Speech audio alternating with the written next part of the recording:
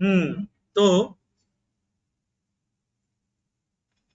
Last class में हम लोगों ने डिफरेंशिएशन पढ़ा था। उम्मीद करता हूं कि आपने प्रैक्टिस कर ली होगी जम करके, और प्रैक्टिस कर ली है तो फिर आगे बढ़ते हैं। तो लास्ट क्लास में कहां पर हमने खत्म की थी बात, वहीं से आगे बढ़ेंगे हम लोग, ठीक है। तो लास्ट क्लास में हमने कैलकुलस पढ़ी बच्चों। हमने ये भी पढ़ा कि कैलकुलस की जरूरत क्या होती है, मतलब सिर्फ यही नहीं कि बस पढ़ डाला, रट्टा मार लिया, ऐसा नहीं है। हमने पूरी बात समझी कि आखिरकार कैलकुलस की जरूरत क्यों पड़ी। वो अगर याद हो आपको स्टोरी जो मैंने आपको बताई थी, और तो rate of change of position vector, rate of change of position vector with respect to time, ये वेलोसिटी। ओके, अभी वो तो बाद में आएंगे, पहले हम लास्ट क्लास में क्या पढ़ाया था वो देख लेते हैं।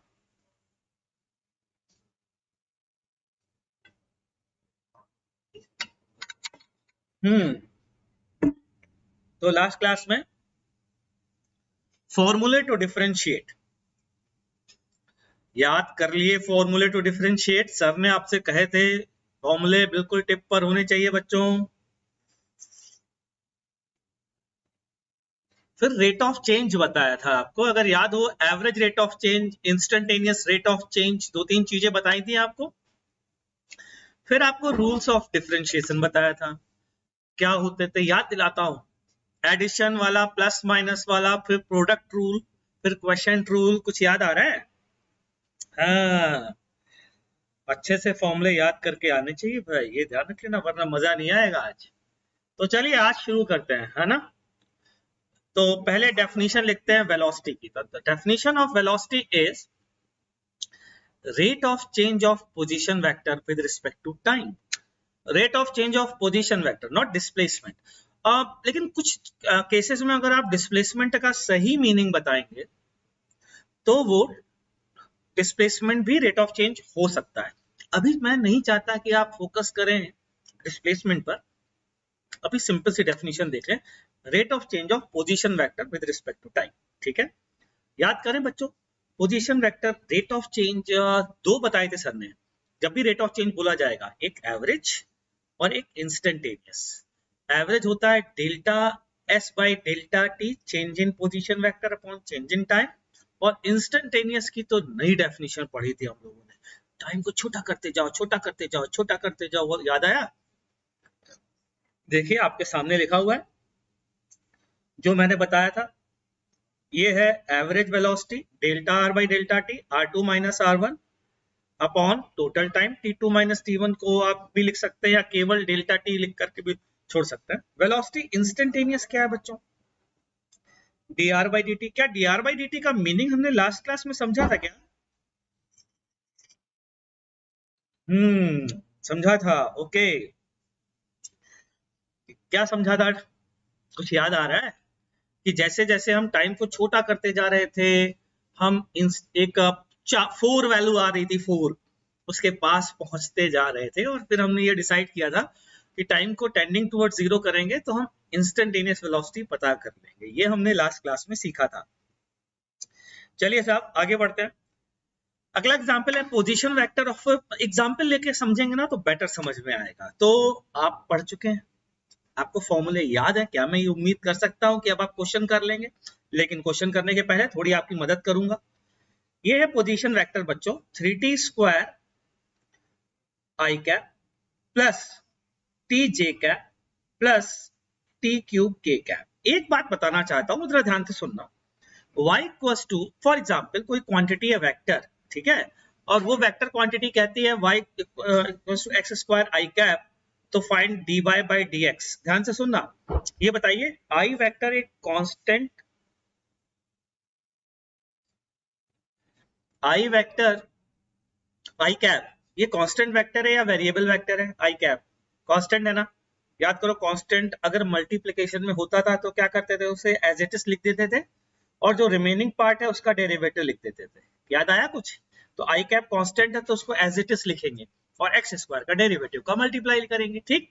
चलिए अब इस क्वेश्चन को करिए, then find velocity at t बराबर 1 सेकेंड एंड एवरेज वेलोसिटी, ये एवरेज वेलोसिटी का सिंबल है, फ्रॉम t बराबर 0 टू t बराबर 1 सेकेंड। ठीक, शुरू हो जाइए। आपको मैं 1 मिनट दे रहा हूं, तब तक मैं चाय पी लेता हूं यार। अरे नालायकों, जब वेक्टर मैंने दिया है तो आंसर वेक्टर में दो ना, 10 मीटर पर सेकेंड, 5 मीटर पर सेकेंड तक।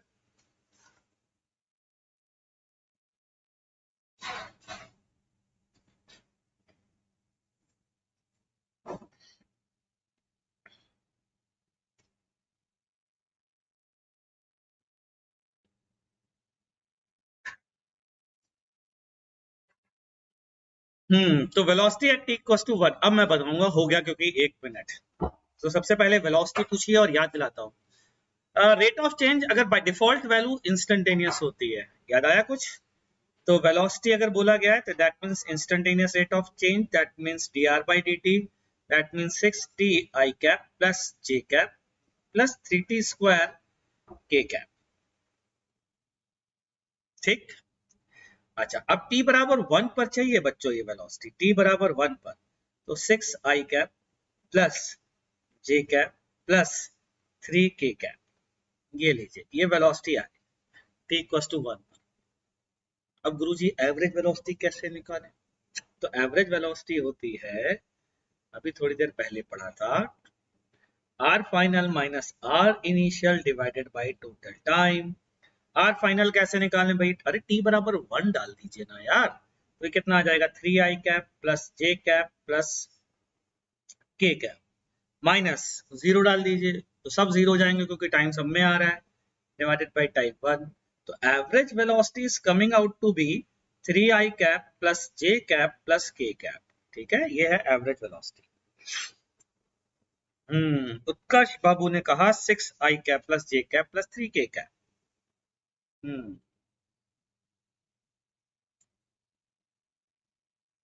गुड, चलिए, मेरे हिसाब से आपको मैं समझा पाया हूँ, थोड़ी प्रैक्टिस करनी है।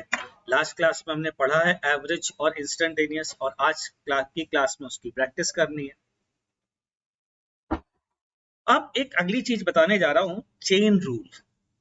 यार ये चेन रूल जो है ना बड़ा फेमस है, लेकिन मेरे को ऐसा लगता है ना, अगर आपने मेरे हिसाब से काम किया है तो चेन रूल जो है ना आपके लिए कोई नया रूल होना ही नहीं चाहिए। मतलब मेरे लिए ये कोई नया रूल नहीं है, बिलीव मी। कैसे नहीं है, ध्यान से सुनना। मैंने आपको इस तरीके से प्रिपेयर करके रखा है कि चेन रूल आपके लिए कुछ भी नया नहीं महसूस हो पाएगा चेन रूल को लेकर के। मतलब चेन रूल में ऐसा लोग कहते हो रहे रटना पड़ता है, याद करना पड़ता है, नहीं याद करने की जरूरत है, बिलीव मी। आपको ये लॉजिकल लगेगा और आपको ऐसा लगेगा अरे यार ये तो बिल्कुल ऑब्वियस है। देखिए कैसे, ध्यान से सुनिएगा सभी लोग। मान लीजिए y बराबर साइन एक्स है, तो मैंने आपको फॉर्मूला याद करने का तरीका बताया था। मैंने कहा था dy बराबर cos x dx, कुछ याद आ रहा है?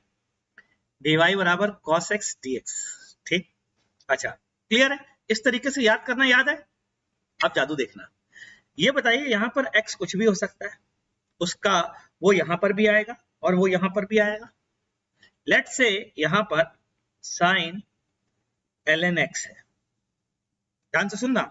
अब अपने मन में इमेजिन कर लीजिए अगर ये x होता तो आप क्या लिखते dy की वैल्यू। ठीक है, क्या लिखते? अगर ये x होता तो sin x अगर होता तो क्या लिखते? cos x, मतलब cos ln x। और फिर क्या लिखते dx, तो d ऑफ ln x। और मैंने तो आपको d ऑफ ln x का भी तो फॉर्मूला बताया था, याद करिए। फॉर्मूला याद करते समय मैंने कहा था इनको इस तरीके से याद करिएगा, आज उसको आप समझ पाएंगे, उस जादू को समझ पाएंगे जो मैं आज बताने वाला हूं। मैंने कहा था कि if y equals to ln x है तो dy इक्वल्स टू, याद रखिएगा मैंने कहा था 1 by x dx है। और बच्चों मैंने ये भी कहा था कि इस बात को यूं लिखा जा सकता है d ln x equals to 1 by x dx। कुछ याद आ रहा है ना? चलिए ठीक है, आगे बढ़ते हैं। तो dy equals to cos ln x, अब d ऑफ ln x क्या है? 1 by x dx। ये लीजिए साहब, dx को उधर लेके आ जाइए, तो dy by dx equals to 1/x cos ln x। Answer आ गया, आंसर आ चुका है।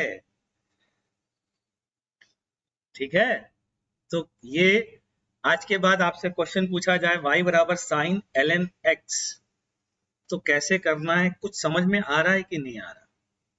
चलो एक एग्जाम्पल और ले लेते हैं। ठीक है, एक एग्जाम्पल और लेते हैं। Find dy by dx if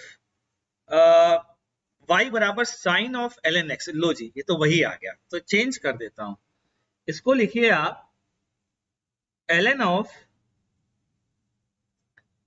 cos of tan x। चलिए इसको करिए आप, देखते हैं क्या करते हैं। फटाफट इस क्वेश्चन को करिए, मजा आएगा। तो हाँ, जरा मैं भी करके देखता हूं मेरे से हो रहा है कि नहीं हो रहा। ध्यान से सुनना, क्या बताया था सर ने। इमेजिन करो ये x है, इमेजिन करो ये x है, तो dy बराबर क्या लिखते हैं? अगर ये x होता तो क्या लिखते हैं? 1/x, तो गुरुजी 1/cos tan ऑफ x, ठीक है, into d of cos tan of x, यही करते। अब आगे बढ़ो, अब इसका डिफरेंशिएशन चाहिए। अब ये एक नया फंक्शन है, इसमें इसको x इमेजिन करो। अगर ये x होता, अगर ये x होता, अगर होता, तो cos x का डेरिवेटिव आप क्या लिखते? cos x का डेरिवेटिव लिखते माइनस साइन x, आपको याद दिलाया था, इंटू dx, ऐसे लिखते ना। तो आगे बढ़ता है, dy equals to 1/cos of tan x, और इसकी वैल्यू बच्चों क्या आएगी? Minus sine of tan x। आप इसको x मान रहे हैं ना बच्चों, इसलिए, और dx लिखते है ना, ये माइनस लिख देता हूं, d ऑफ tan x। ओ, d ऑफ tan x का अब क्या करते? अब tan x का डिफरेंशिएशन कैसे याद किया है? tan x का डेरिवेटिव हमने याद किया है sec स्क्वायर x dx। तो dy इक्वल्स टू आता, अरे वाह मजा आ गया, cos of tan x minus sine के साथ sine of tan x, good, d of tan x is sec square x dx। dx को इस साइड ले आइए और आंसर आपका आ चुका है। So answer is dy by dx is minus sine upon cos जो है वो tan होता है, तो minus tan of tan x। वाह जी वाह, क्या एक्सप्रेशन आ रहा है, sec स्क्वायर x dx। ये लीजिए साहब, ये हो गया सॉल्व। तो अगला क्वेश्चन करने के लिए तैयार है? तैयार है तो फिर अगला क्वेश्चन है आपके सामने, ये रहा। ये तो बहुत ही लल्लू है। चलिए दे रहा हूं 1 मिनट, जल्दी से सॉल्व करिए, प्रैक्टिस बहुत इंपॉर्टेंट है। शुरू हो जाइए।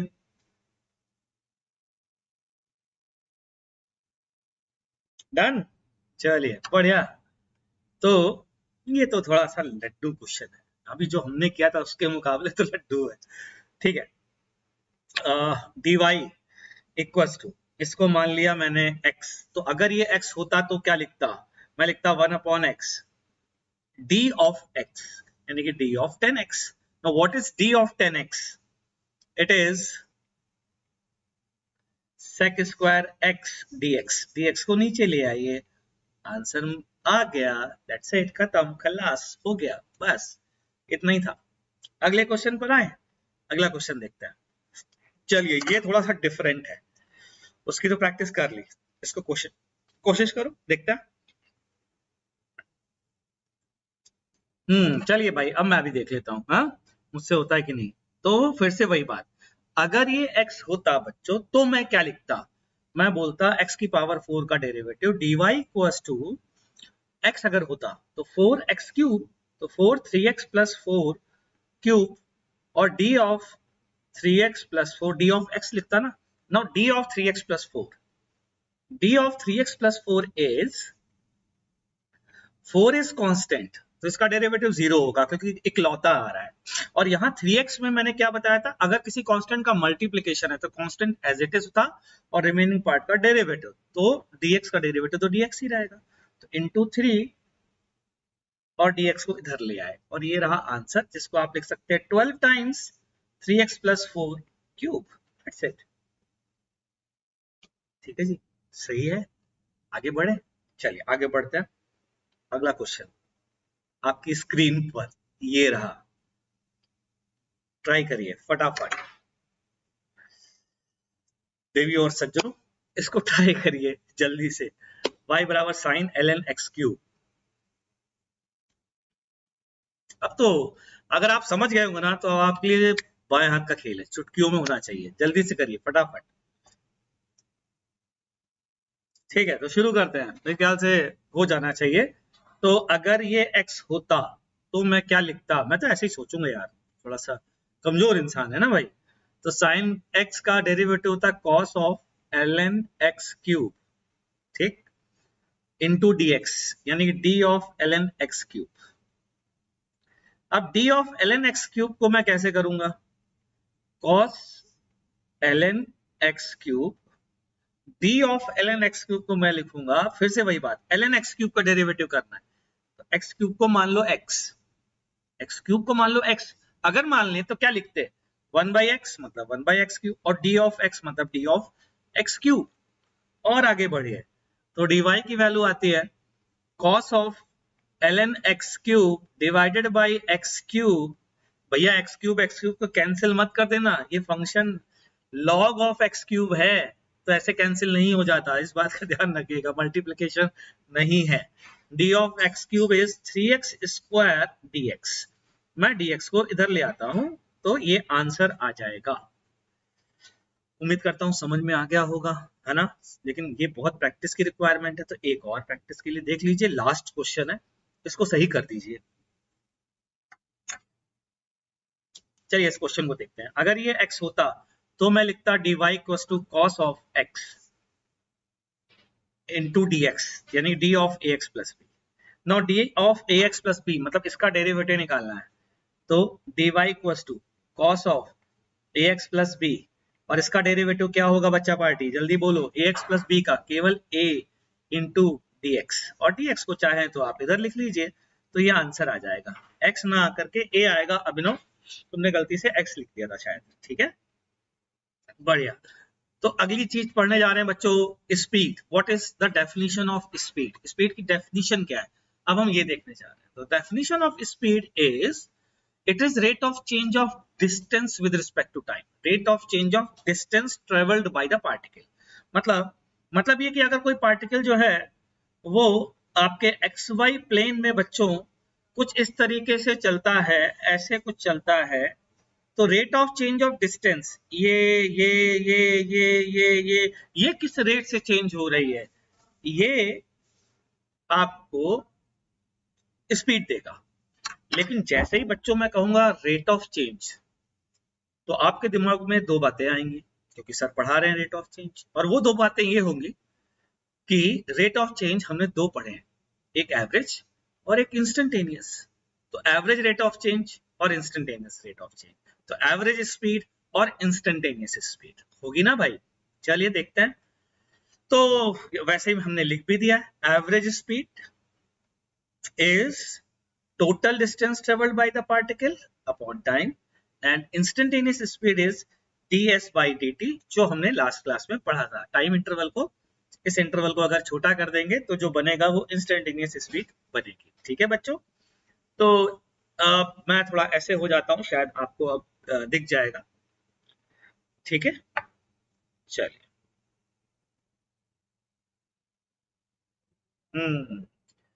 तो rate of change of distance from a fix point, ध्यान रखिएगा, कंफ्यूज मत होइएगा। Rate of change of from a fix point is not speed, ये स्पीड नहीं होता। Rate of change of distance from a fix point is not speed.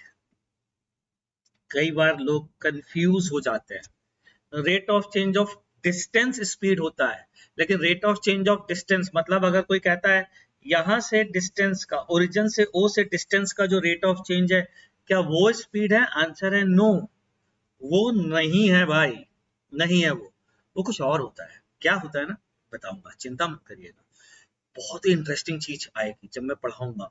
और believe me, जो लोग जेई में पढ़ भी रहे हैं और जो लोग ओलंपियाड की तैयारी ऑलरेडी कर रहे हैं, जो इवन 12th में भी है ना, जब मैं ये पढ़ाऊंगा ना तो ये गारंटी है कि उनको इस बारे में नहीं पता होगा। जब पढ़ाऊंगा तो उनको नई चीजें पता चलेंगी, बहुत ही शानदार शानदार। Rate of change of distance from a fix point जब पढ़ाऊंगा, अभी तो बस ये बता रहा हूं कि ये स्पीड नहीं होता है, ध्यान रखिएगा। ठीक, तो आगे बढ़ते हैं बच्चों। वेलोसिटी और स्पीड में क्या डिफरेंस होता है, फिक्स पॉइंट में क्या होता है, please explain. Yes Abhinav, I will definitely explain, but I have to teach differentiation of a unit vector before that.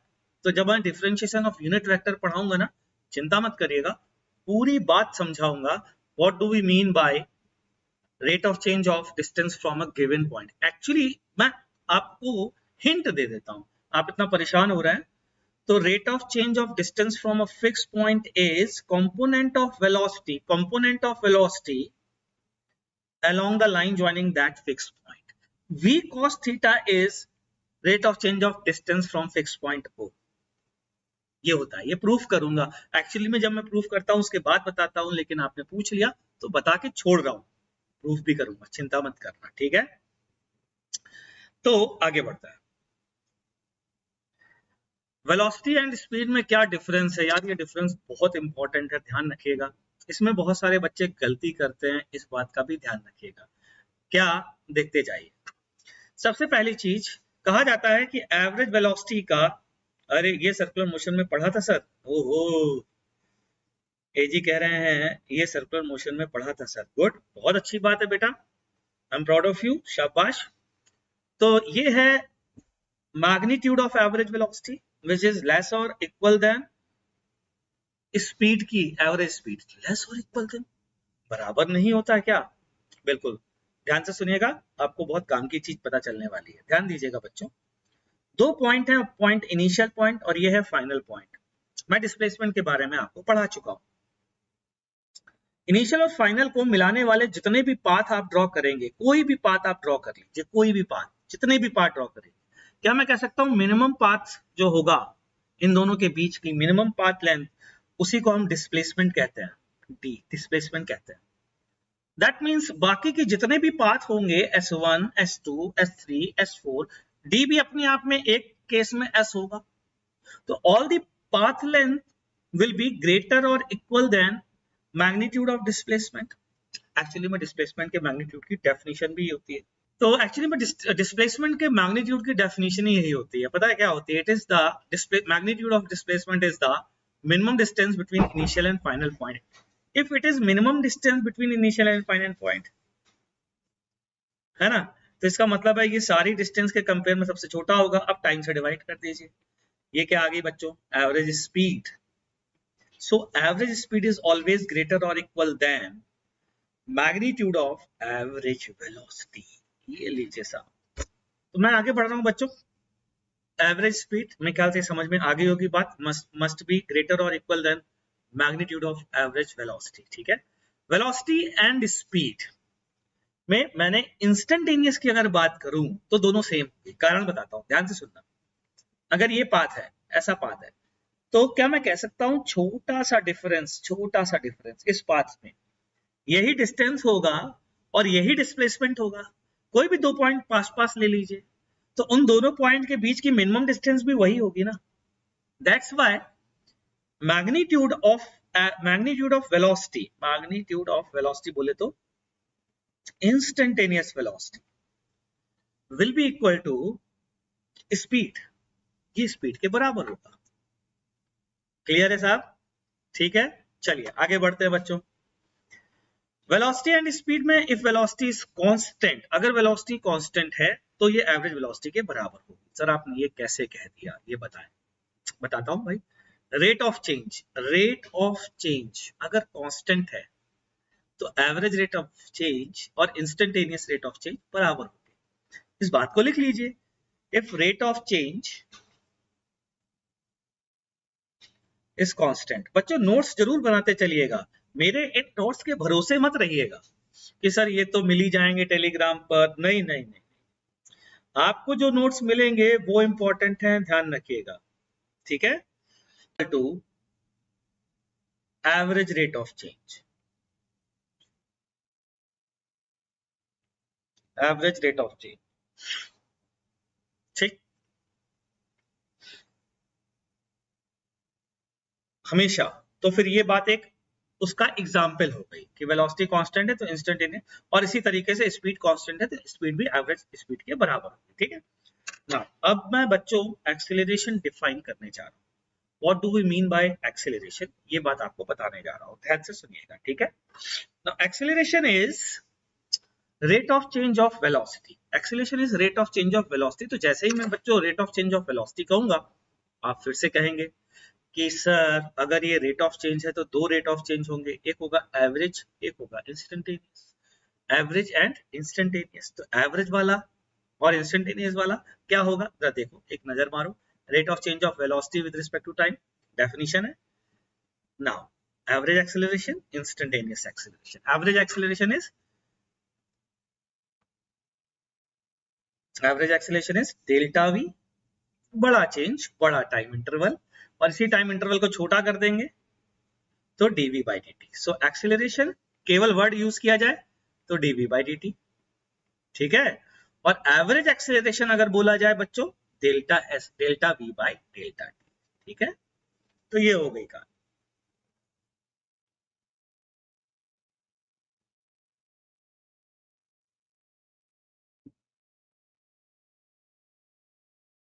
हाँ, तो ये मेरे थोड़ा पीछे छुप रहा है, शायद अब ये आपको दिख रहा होगा, मैं थोड़ा सा साइड में हो गया हूँ। हम्म,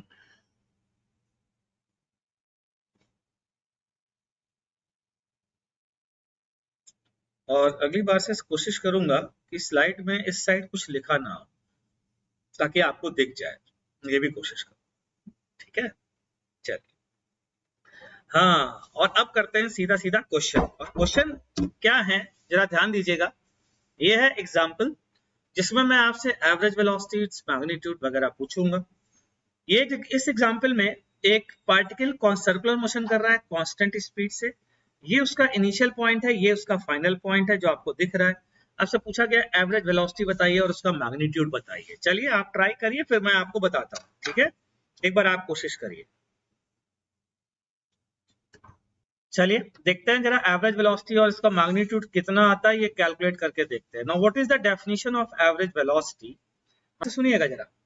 ये डिस्प्लेसमेंट देखने जा रहा हूं मैं। यहाँ पर डिस्प्लेसमेंट देखने के लिए मैं क्या करूं, इस डिस्प्लेसमेंट का मैग्नीट्यूड है √2r, इसके कंपोनेंट करिए। इस डायरेक्शन में r, इस डायरेक्शन में r, ये x एक्सिस है, ये y एक्सिस के पैरेलल है। तो डिस्प्लेसमेंट की वैल्यू होगी बच्चों r i cap plus r j cap, और इसका मैग्नीट्यूड क्या होगा बच्चा पार्टी, √2r, ठीक। अच्छा, अब बात करते हैं, हमसे डिस्प्लेसमेंट नहीं पूछा गया, हमसे एवरेज वेलोसिटी पूछी गई है। एवरेज वेलोसिटी अगर हमसे पूछी गई है तो हमने पढ़ा है यार, एवरेज वेलोसिटी की वैल्यू होती है displacement upon time. Now this is displacement. अब टाइम कैसे निकालें, देखो जरा टाइम कैसे निकालें। यहां से यहां तक, इस जगह तक ये लेंथ कितनी होगी, ये वाली लेंथ कितनी होगी, तो ये मैं बोलूंगा टोटल होती है 2πr, ये उसका 1/4 होगी, πr/2 होगी। और कांस्टेंट स्पीड v से ट्रेवल कर रहा है, तो बच्चों टाइम कितना लगेगा बोलो, distance upon speed is time, ठीक। तो ये वैल्यू डाल दी, तो ये वैल्यू आ गई πr अपॉन 2v। तो यहां से एवरेज वेलोसिटी की वैल्यू आती है 2/π आई कैप प्लस जे कैप, ये आंसर है। अब इसका मैग्नीट्यूड निकाल सकते हैं क्या, बिल्कुल निकाल सकते हैं, आप निकाल के देखिएगा। इसका मैग्नीट्यूड कितना आएगा, ये आएगा 2√2 अपॉन पाई, ये यूनिट वाइज अगर ऐसा ही यूनिट है तो मीटर पर सेकेंड में होगा, ठीक है बच्चों। समझ में आ गया होगा, उम्मीद करता हूँ। चलिए अगर समझ में आया है आपको ना, तो अगला क्वेश्चन करने का ट्राई करिए, ठीक। Average acceleration and its magnitude, वही एक्स एक्सिस वही वाई एक्सिस, शुरू हो जाइए, देखते हैं कितने लोग कर पाते हैं।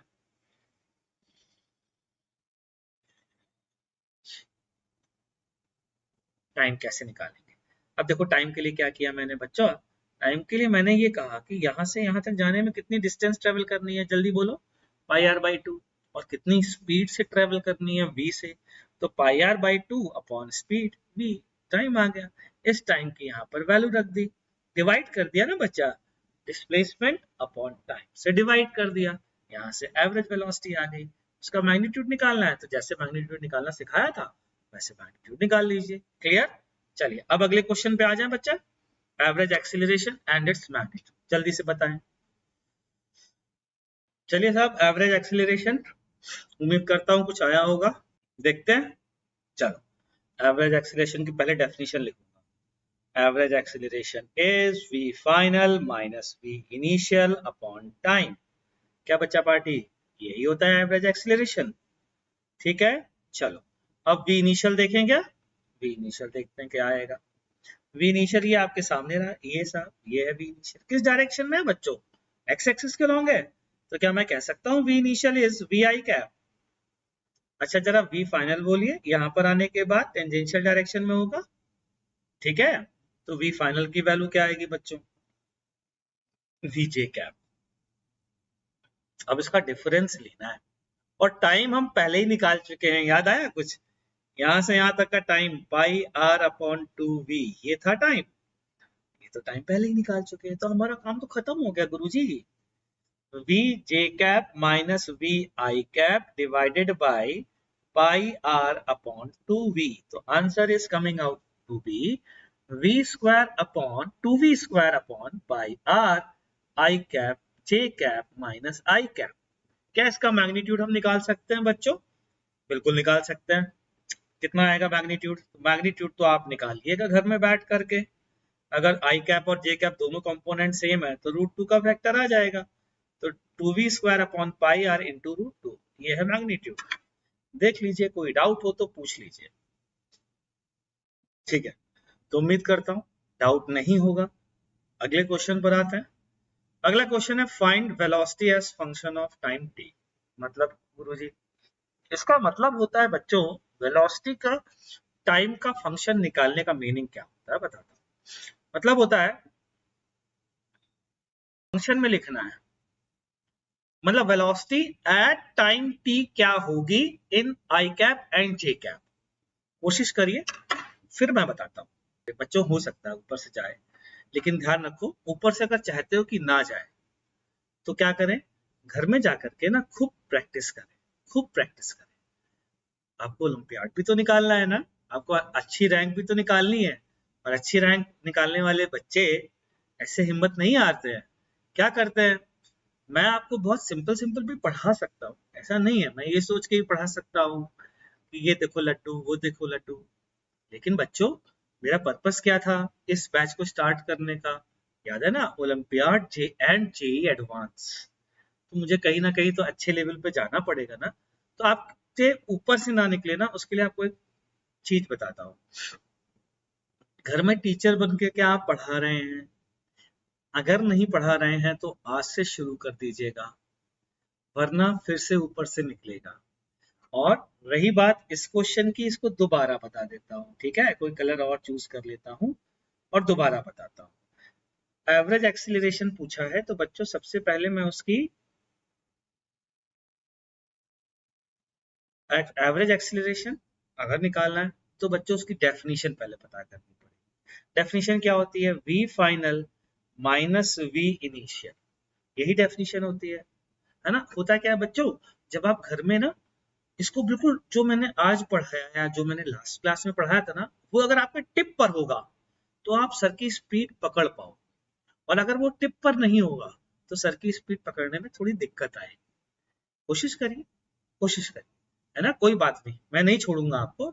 अभी मैं दोबारा बता रहा हूँ, तो वी फाइनल कैसे देखा, वेलोसिटी जब कोई पार्टिकल कहीं किसी भी पाथ पर चलता है बच्चों ना, तो उसकी वेलोसिटी पाथ के टेंजेंशियल होती है, तो वी फाइनल जो है वो ये वाली हो गई जे कैप के लॉन्ग, तो वी जे कैप हो गया। वी इनिशियल आई कैप के लॉन्ग हो गई, ये इस जगह वी इनिशियल है, तो वी आई कैप हो गया, माइनस कर दिया, टाइम तो पिछले वाले क्वेश्चन में ही निकाल लिया था, तो बस डिवाइड कर दिया, इतना ही तो किया है।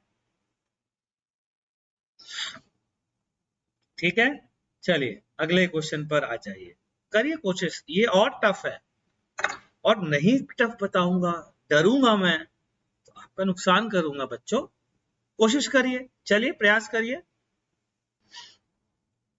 थोड़ा सा भी और मुश्किल पड़ने वाला है, पता मैं भी डर रहा हूँ, बच्चों को भी थोड़ा सा और मैं मुश्किल की तरफ ले जा रहा हूँ, लेकिन डर के आगे जीत है, ले जाना पड़ेगा, अगर मैं चाहता हूँ कि बच्चे ओलंपियाड क्वालिफाई करें तो मुझे थोड़ा सा ले जाना पड़ेगा, है ना।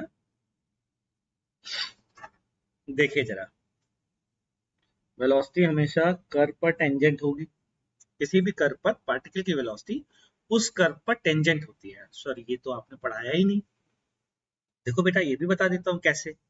मान लीजिए ये कोई कर्व है बच्चा, ठीक है, हम वेलोसिटी क्या लिखते हैं, D R by D T, D R by D T. Now what is D R बच्चा, डी आर, ये छोटा सा आर और उसके तुरंत बाद वाला आर प्लस डी आर होगा, छोटा सा तो चेंज होता है, तो डी आर का डायरेक्शन तो भी नहीं लगता टेंजेंट के अलाउंग, छोटा सा बिल्कुल जरा सा, तो टेंजेंट के अलाउंग ही तो है, किसी भी कर्व पर दो पॉइंट बहुत पास पास अगर लोगे और इन दोनों को मिलाओगे तो टेंजेंट के अलाउंग आ जाएगा, ठीक, इसलिए वेलोसिटी हमेशा टेंजेंट के अलाउंग होती है, ठीक है। चलिए अब आगे बढ़ते हैं, इसको रब कर देते हैं। अब हमको ये पता है कि इस वेलोसिटी के कंपोनेंट करने हैं वाई एक्सिस और एक्स एक्सिस के अलावा, अगर मैं ये कंपोनेंट कर दिए तो हमारा काम बन जाएगा, क्योंकि स्पीड कांस्टेंट दी है ऐसा क्वेश्चन में बोला है, क्या बोला है, स्पीड कांस्टेंट है, तो हर इंस्टेंट पर स्पीड तो वही रहेगी, केवल क्या होगा बच्चों, ऐसे ऐसे ऐसे ऐसे ऐसे ऐसे ऐसे ऐसे डायरेक्शन चेंज होगा कि नहीं होगा, ठीक। अच्छा, अब दूसरी चीज, अगर ये एंगल थीटा है और ये थीटा पता चल जाए तो ध्यान से सुनना, ये एंगल भी थीटा होगा, पैरेलल लाइन वाली बात है ना, तो ये एंगल क्या होगा बच्चों, ये एंगल 90 माइनस थीटा होगा कि नहीं होगा, तो वापस से ये एंगल थीटा, ठीक, तो ये एंगल और ये एंगल सेम हो गए, तो वेलोसिटी के कंपोनेंट क्या होंगे, आई कैप और जे कैप में लिखूं अगर, तो याद आया, जिस डायरेक्शन में थीटा एंगल होता है उस डायरेक्शन में कॉस थीटा आता है, तो मैं लिखूंगा v cos theta i cap plus v sine theta j cap,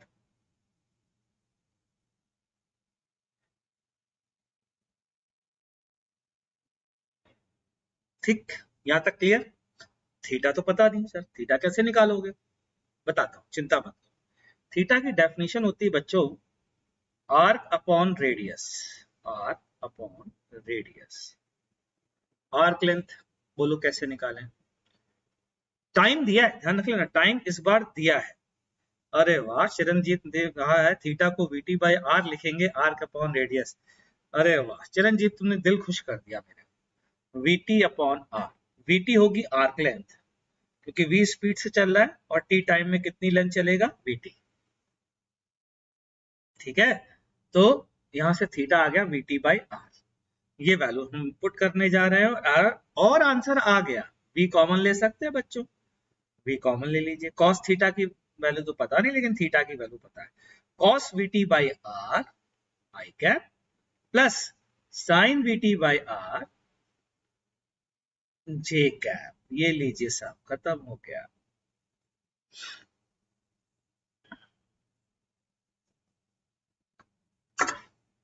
हाँ जी, कुछ हवा नहीं लगी, ऊपर से निकल गया, सर जी क्या पढ़ा रहे हो, कुछ समझ में नहीं आ रहा, हाँ कोशिश तो कर रहा हूँ यार आपको समझ में आए, मेरे हिसाब से समझ में आ गया होगा,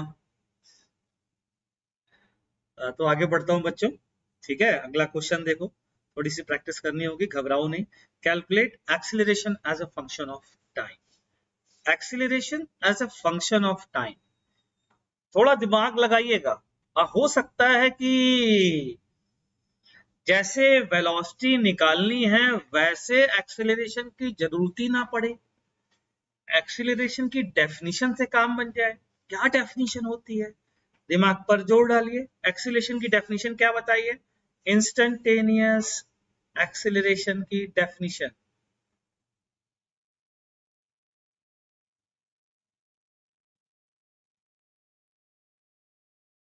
मैं याद दिलाता हूँ, एक्सेलरेशन a बराबर dv बाई dt, और याद हो अगर velocity as a function of time दिया हो, velocity as a function of time दिया हो, जो कि पिछले क्वेश्चन में निकाला है, acceleration as a function of velocity निकाल सकते हैं क्योंकि सर ने डिफरेंशिएशन पढ़ाया है। शुरू हो जाइए, जल्दी से बताइए एक्सीलरेशन की वैल्यू क्या आ रही है।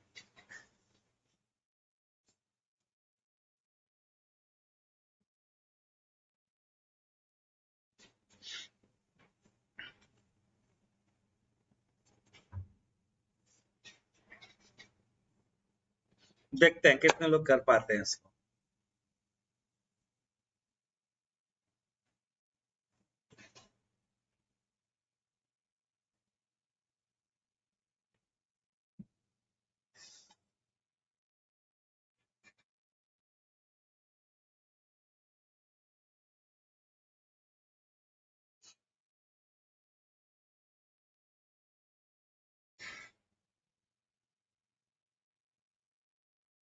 एक्सीलरेशन अलोंग टेंजेंट होना अभिनव जरूरी नहीं है बेटा।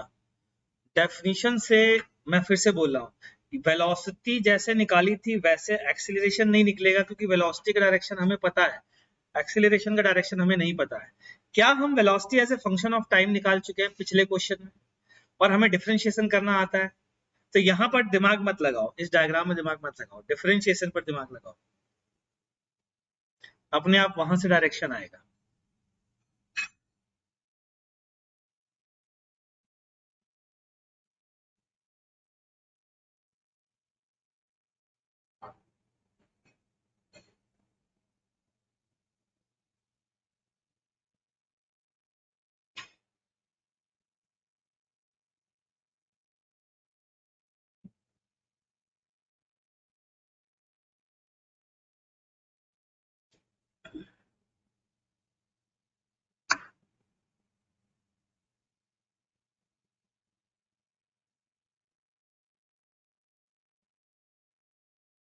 देखें velocity as a function of time क्या था, ये था v cos vt by r I cap plus sign vt by r j cap. v को अंदर मल्टीप्लाई कर दो, चाहे मत करो, कांस्टेंट है, स्पीड कांस्टेंट है, ध्यान रखना। तो देखना जरा, वेलोसिटी की वैल्यू लिखने जा रहा हूं, v cos vt by r I cap plus v sin vt by r j cap को डिफरेंशिएट करने जा रहा हूं। तो a बराबर dv by dt, v constant है, याद करो v और r दोनों कांस्टेंट है, चेन रूल, इसको x मान लो, मतलब t मान लो पूरा। अगर ये t होता तो cos t का डिफरेंशिएशन क्या लिखते हैं, माइनस साइन t लिखते ना, तो क्या लिखोगे, minus v sine vt by r लिखते, ठीक नहीं लिखते, और फिर d of vt by r लिखते, d of vt by r। यहाँ टाइम के रिलेटिव करना है बच्चों, यहाँ x के रिलेटिव नहीं करना है, टाइम के रिलेटिव करना है ना। तो d of vt by r क्या आएगा, मेरे हिसाब से v बाई r dt, ये आएगा, dt तो इधर आप ले ही आए हो, तो केवल क्या बचेगा, v बाई r, तो यहाँ v स्क्वायर हो गया, यहाँ r आ गया। क्लियर, v फिर से बताता हूँ, ध्यान से सुनना, मैं क्या कह रहा हूँ, v cos of vt by r, और मुझे dv बाई dt निकालना है, dv बाई dt, जैसे वहां पर dy बाई dx निकाला था, तो y की जगह v है बच्चों, और x की जगह t है यहाँ, ठीक है। तो मैंने कहा था v तो हो गया कांस्टेंट, अब cos vt बाई r को, मैं vt बाई r को इमेजिन कर लो, अगर ये t होता तो आप क्या लिखते, आप लिखते cos t का derivative minus sine t dt, ये लिखते ना, तो माइनस साइन t की जगह क्या है, vt बाई r, और dt d of vt by r। अब d of vt by r निकालने के लिए फिर मैंने ये लिख दिया v बाई r dt, और dt चूंकि नीचे लाना था तो dt तो यहाँ आ चुका है, तो उधर से dt हटा दिया, और यहाँ पर सिंपल i कैप का मल्टीप्लाई हो गया। कुछ पल्ले पड़ा, लास्ट स्टेप नहीं समझा बेटा, लास्ट स्टेप, जैसे मान लो मैं आपको एक क्वेश्चन देता हूँ, y बराबर 3 sine v x by r ये देता हूं और मैं बोलता हूं find d y by d x, ये बोलता हूं। ठीक है, अब इसको निकालो और फिर बाद में y को v से रिप्लेस कर देना और x को t से रिप्लेस कर देना, बस ये कह रहा हूं, यही तो किया है और ये तो हम पढ़ चुके हैं। d of vt by r, जैसे d of vx by r जब लिखोगे ना, d of vx by r, तो v और r तो कांस्टेंट है ना, तो किसी कांस्टेंट में क्या लिखेंगे, v by r into d x, इसलिए ऐसा लिखा। ठीक, तो आगे बढ़ते हैं, जरा जे वाले का करते हैं, शायद उससे तुम्हें समझ में आ जाए अभिनव। प्लस v को एज इट इज लिखा, साइन ऑफ x होता तो क्या लिखते, कॉस ऑफ x dx, लेकिन dx को क्या लिखते, d of vt by r, d of vt by r again v by r of dt, और dt तो यहां घूम करके नीचे आ गया,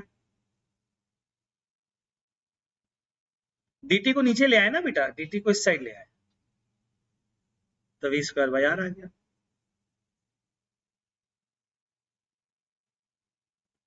तो बच्चों नेक्स्ट क्लास में हम लोग मिलेंगे अब, और नेक्स्ट क्लास में काइनेमैटिक्स स्टार्ट करेंगे, काइनेमैटिक्स 1D, और काइनेमैटिक्स 1D पढ़ेंगे with the help of differentiation, और फिर उसके बाद थोड़ी सी काइनेमैटिक्स 1D पढ़ने के बाद फिर हम मैक्सिमा मिनिमा पढ़ेंगे, फिर उसकी प्रैक्टिस फिर काइनेमैटिक्स में थोड़ी करेंगे, फिर हम पढ़ेंगे इंटीग्रेशन, फिर उसकी प्रैक्टिस करेंगे, और इस तरीके से काइनेमैटिक्स और कैलकुलस को मिक्स करते हुए पूरा काइनेमैटिक्स और पूरा